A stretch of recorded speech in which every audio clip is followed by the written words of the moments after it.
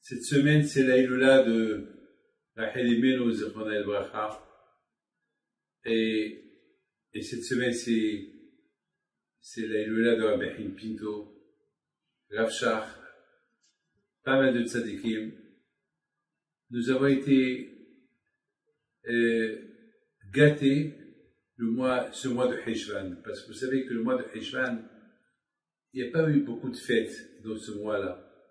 Chaque mois, il y a eu un événement, et le mois de Heshvan, il n'y a pas eu beaucoup d'événements. Mais Baruch Hashem, on a des Hilulot.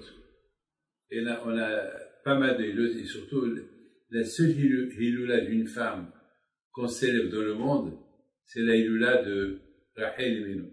C'est la seule femme dans le monde qu'on célèbre sa Hilula. Lorsqu'on discute un peu pour essayer de comprendre la raison pourquoi on fait une Hilula en général.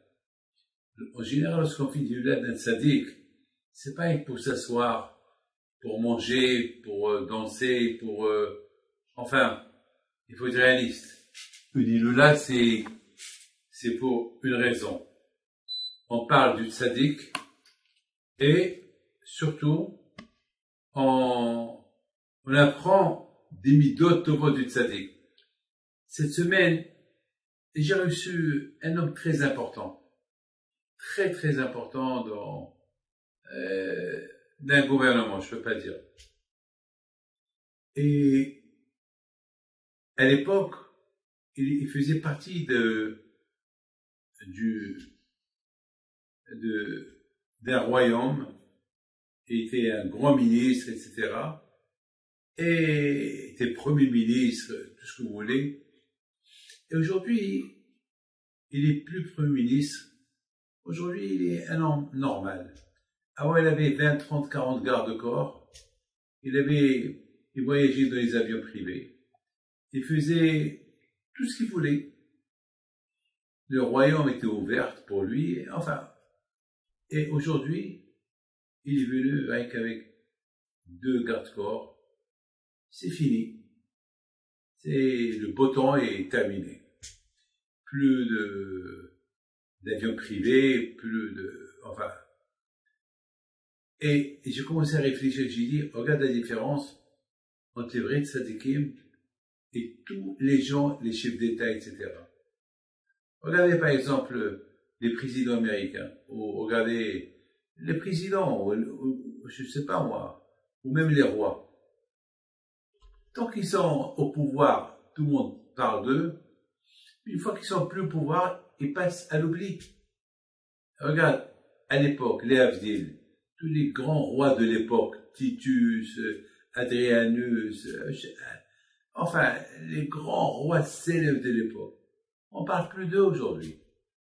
Mais lorsqu'on parle des tzadikim, les tzadikim, jusqu'à maintenant, on parle d'eux. Jusqu'à maintenant, on parle des tzadikim. C'est de la folie, ça. Quelle est la raison? Parce que les tzadikim, ils ont laissé quelque chose. Ils ont laissé un impact sur le monde. Et tout d'abord, c'est la raison pourquoi on voit les tzadikim, on leur fait la Hilula comme Rabbi Shimon Bar Yochai, Rabbi Meir Hanès, tous les tzadikim connus, on leur fait des Hilulot, des fêtes. Est-ce qu'on a vu, je sais pas, un homme connu dans le monde qu'on fait pour lui une fête? Et ça n'existe pas. On va faire des rues pour ne pas l'oublier. Et ces relais vont changer. Mais les tzadikim, on les oublie pas. Et c'est la raison pourquoi on célèbre les Hilulot, on fait des Hilulot pour apprendre, pour parler du tzadik, pour apprendre de lui. Et c'est ça qui fait que les tzadikim, Hachamim disent que les tzadikim, ils n'ont pas besoin de marketing, de parler sur eux pour qu'ils ne s'oublient pas. Leur qualité, leur histoire, ce qu'ils ont fait dans leur vie, c'est ça qui les maintient jusqu'à maintenant. Même qu'ils sont morts il y a 3000 ans, comme Abraham, Isaac, Yaakov, Moshe, Aaron, David, Sarah, Ribka, Rachel, Léa. Jusqu'à maintenant, on parle de 3500 ans. On parle de jour et nuit, comme s'ils vivent avec nous. Écoutez, lorsqu'on parle d'Abraham Avinu, c'est comme s'il est là. C'est comme s'il est là. On parle de quelqu'un qui est présent. Pourquoi? Qui l'a rendu présent? Eh ben, c'est parce que ses actions, ces bonnes choses qu'il a fait dans sa vie, qui a fait que Rabbi Himpidou est présent, eh ben, les bonnes choses qu'il a fait dans sa vie, c'est ça qui le rend présent. Je voudrais vous poser une question que je me suis posée cette semaine. Très belle question. Je me suis posé une question. On dit que dans la paracha de Lech Lecha, c'est écrit que lorsqu'il y a Abraham Avinu et Hachem lui a dit de quitter Haran, c'est écrit, il faut savoir que c'était très dur pour Abraham Avinu de quitter Haran, très très dur. Pourquoi? Parce que quand même, à Haran, il avait beaucoup de travail à faire. Il a rendu beaucoup de gens dans la Teshuvah. À Haran, c'était pas une petite ville de l'époque. C'était quand même, c'était par là-bas où il habitait Nimrod, c'était Babel, c'est la ville où il y avait la capitale de cette région de l'époque. Il y avait un monde fou qui habitait là-bas. Et Abraham Avinu, il a réussi à faire être un nefesh asher asu beharan. C'est-à-dire que ils ont, comme si on dit, ils ont fabriqué asiya. Ils ont fait des corps. Comment on fait un corps? J'ai fait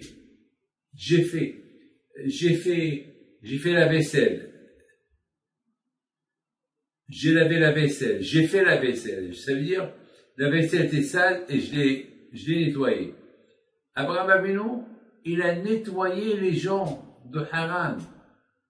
Ceux qui étaient idolâtres, ceux qui étaient loin d'Hachem, il les a lavés, il les a arrangés. C'est inimaginable. C'est un travail qu'il a fait. C'est-à-dire que lui, il faut savoir que convertir les gens, à quoi ça veut convertir un homme et pas sa femme? Alors, Sarah, elle avait un rôle. Abraham, il a converti les gens dans le bon chemin pour croire en Dieu. À l'époque, il n'y avait pas ni juifs, ni musulmans, ni catholiques, rien du tout. Il n'y avait pas. Avant, il y avait les gens, malheureusement, ils étaient idolâtres. C'est tout. Chacun, il choisissait un Dieu. À l'époque, les gens, ils se disaient, c'est impossible d'approcher Dieu. Les gens croyaient qu'il y avait un créateur. Mais les gens, ils disaient, c'est impossible d'approcher. Alors eux, ils ont approché Dieu avec un intermédiaire. Mais vous savez que Hachem, il n'aime pas ça. Akadosh Baruch Hu, il veut qu'on le vénère directement, son intermédiaire. C'est écrit dans les 10 commandements, il ne faut pas qu'il y ait un intermédiaire entre moi et toi. C'est-à-dire, Hachem, il veut que tu as besoin de lui, eh ben tu pries. Tu pries directement à Hachem. Vous savez, beaucoup des fois, on veut, par exemple, un homme qui se marie avec une femme. Imaginez-vous que l'homme, il parle à sa femme par un intermédiaire. Alors c'est quoi? Ou bien la femme, elle parle avec son mari par un intermédiaire. Comme le fou de Ahashverosh. Le fou de Ahashverosh, c'était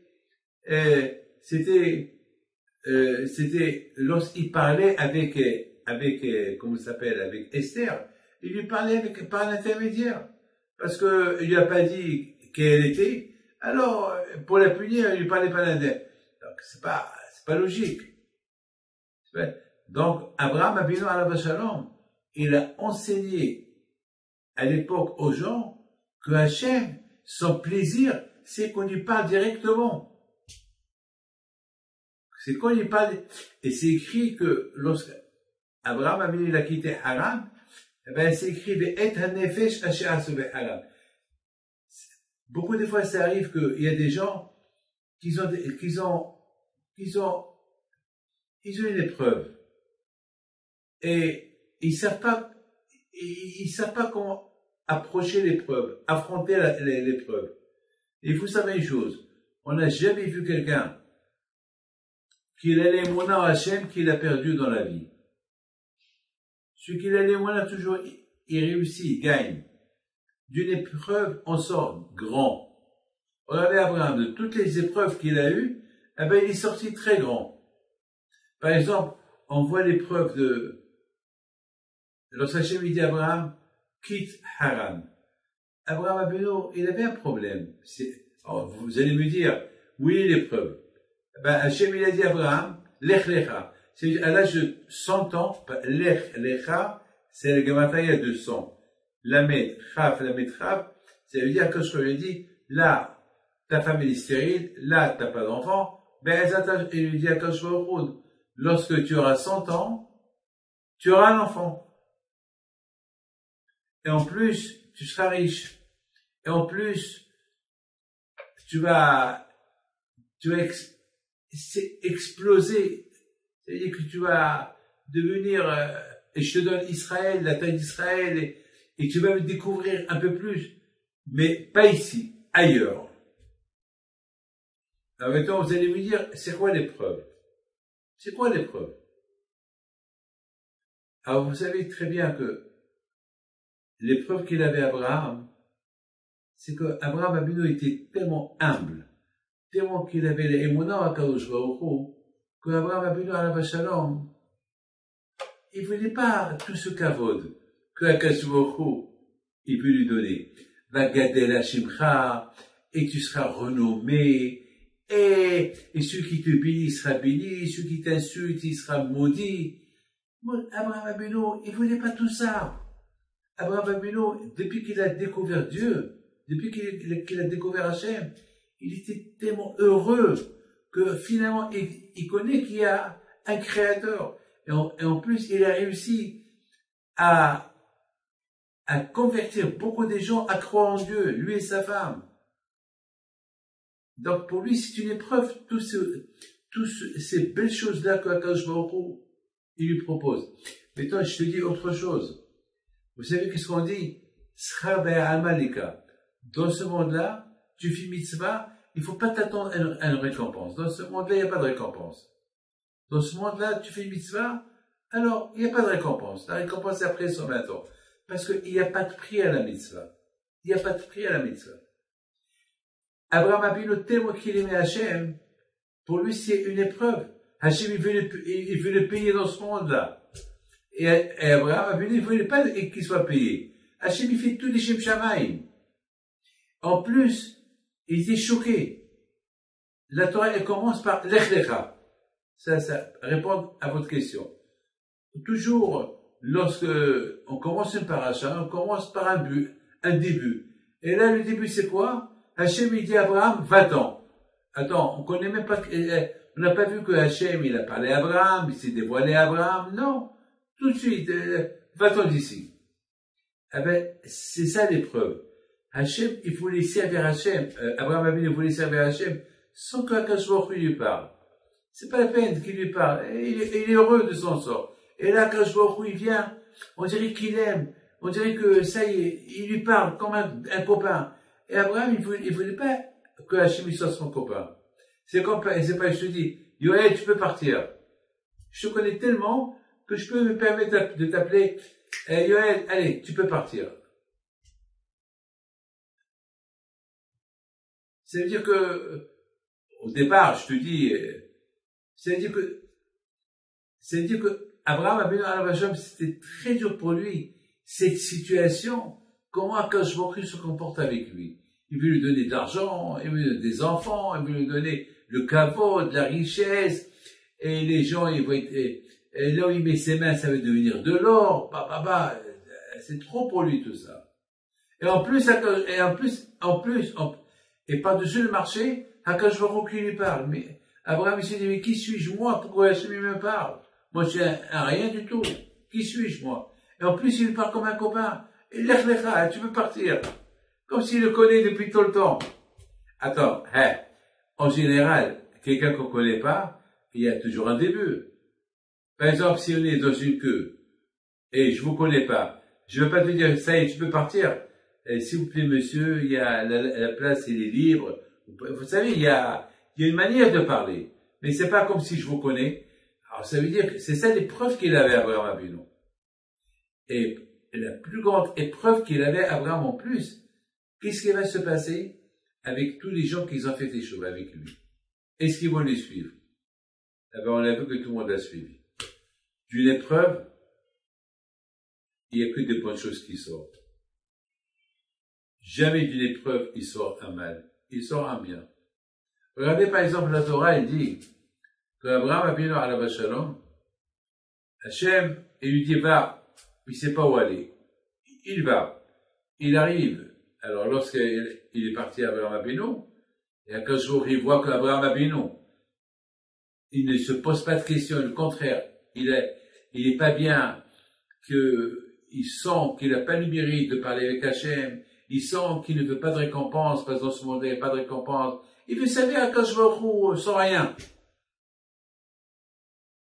Et malgré tout, Abraham, il ne s'est pas posé de questions. Alors, Akash Baruch Hu lui a ouvert les portes, lui a montré le chemin d'Israël. Maintenant, il arrive en Israël. Il était super content. Waouh, quelle différence il y a entre Israël et Haran. Waouh, il était super. C'est la Terre Sainte, il était content, il était bien. Et voilà. Et Abraham Avinu, il sentait la Kedusha de Israël. Et voilà, Abraham Avinu, il voit qu'il y a la famine. Et pour Abraham Avinu, c'est important qu'il n'y ait pas de fête. Pourquoi? Parce qu'il avait tout le temps des invités. Alors, s'il y a la famine, qu'est-ce qu'il va leur donner? Il a commencé à emprunter de l'argent. Tout l'argent qu'il avait, il les a dépensés. Il a commencé à emprunter à gauche, à droite. Et voilà, quand je lui dis, Abraham, va en Égypte. Et attends, tu me fais quitter Haran où j'étais bien. Et tu me dis que Israël, c'est la meilleure terre des terres. Très bien. Ben, j'arrive là, il y a la famine. Et après, tu me dis, va en Égypte. Alors, je comprends pas Hachem. Alors, pourquoi en Égypte, il n'y a pas la famine, et l'Israël, la terre sainte, qu'elle est à terre, pourquoi il y a la famine? Et c'est une grande épreuve de Emouna. Parce qu'Abraham Abinu aurait pu avoir un doute dans sa Emouna. Quoi? L'Égypte est mieux qu'Israël? Elle est mieux que la terre sainte? Là-bas, il n'y a pas la famine. Ici, il y a la famine. Mais Abraham Abinu n'a pas posé de questions. Il aurait aussi se posé des questions. Et qu'est-ce qui va se passer de ma femme? Ma femme, elle est belle. Ils vont la voir. L'Égyptien, ils vont me la prendre. Et la fille Shtadlout, il l'a caché. Et la fille Shtadlout, il l'a caché.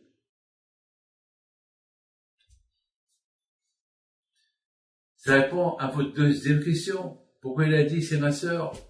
S'il croit en Dieu. Ah oui, le problème, qui la présente? Non.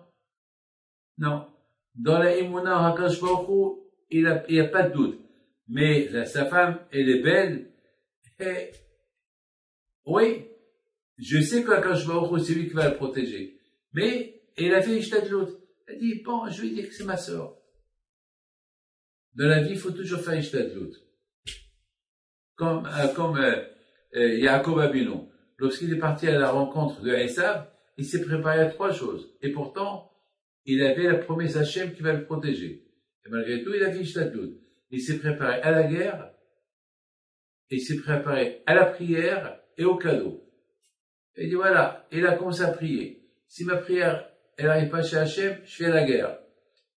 Sinon, je donne des cadeaux. Enfin, dans la vie, il faut toujours, c'est quand par exemple, Hachem lui dit traverse la route. Ferme l'autoroute, il lui dit traverse l'autoroute. C'est vrai, Hachem m'a dit traverse, mais il faut que je fasse attention.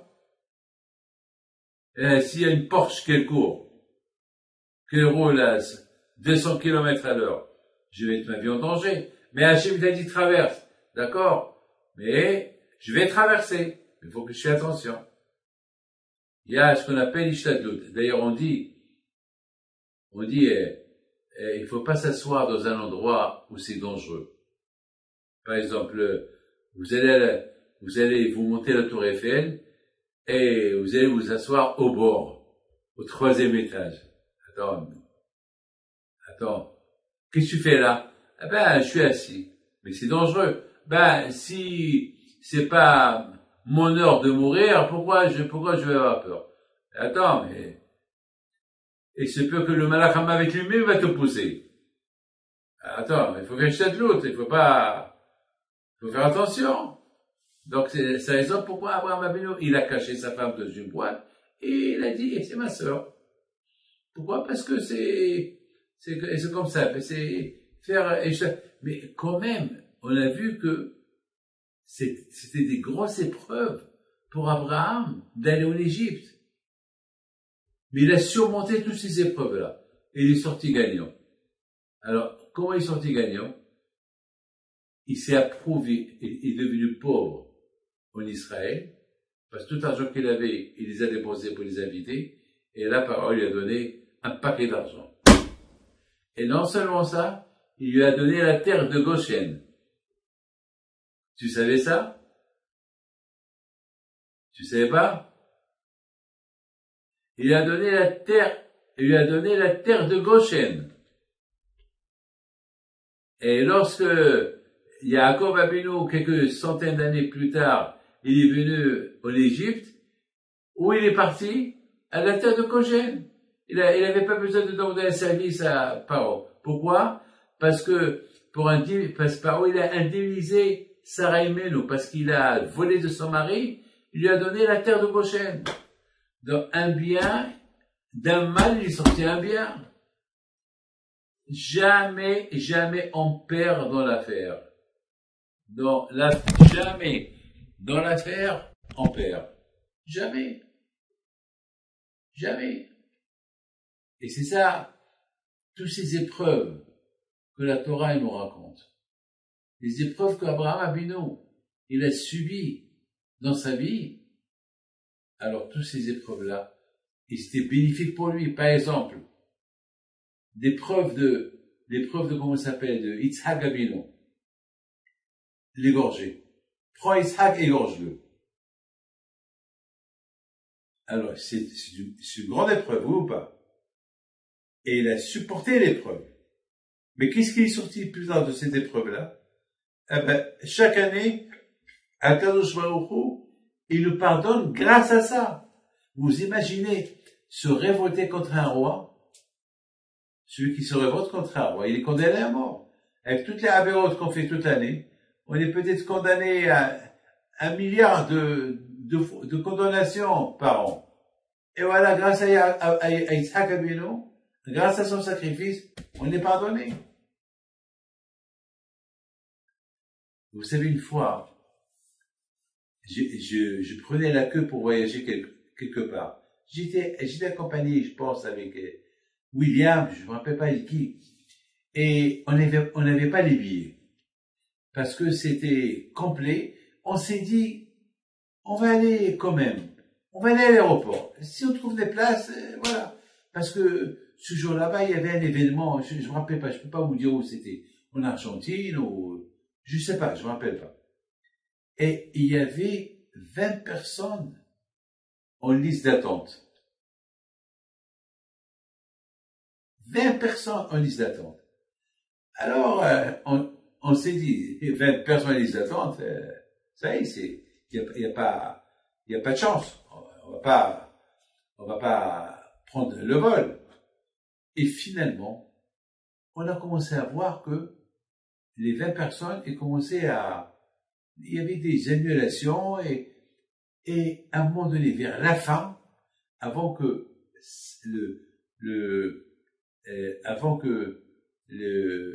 la compagnie, elle ferme, il y a eu une place libre. Alors, on m'a appelé David Pinto. Alors, j'ai dit, j'avance. Au même moment, il y a un monsieur qui arrive, il pleure. Un monsieur qui pleure. Et le pauvre, il a dit, je sais que, parce que il avait, comment il s'appelle, son père ou sa mère qui était malade, et qu'ils habitaient en Argentine, au Mexique, je peux pas vous dire, et que, il est venu pour voir s'il y a une place. Ils ont dit non, il y avait 20 personnes. Et finalement, j'ai commencé à réfléchir. Moi, je peux voyager demain. J'ai des places pour demain. celui-là son père il est malade. C'est une épreuve pour moi. C'est une épreuve pour moi. Et vous savez,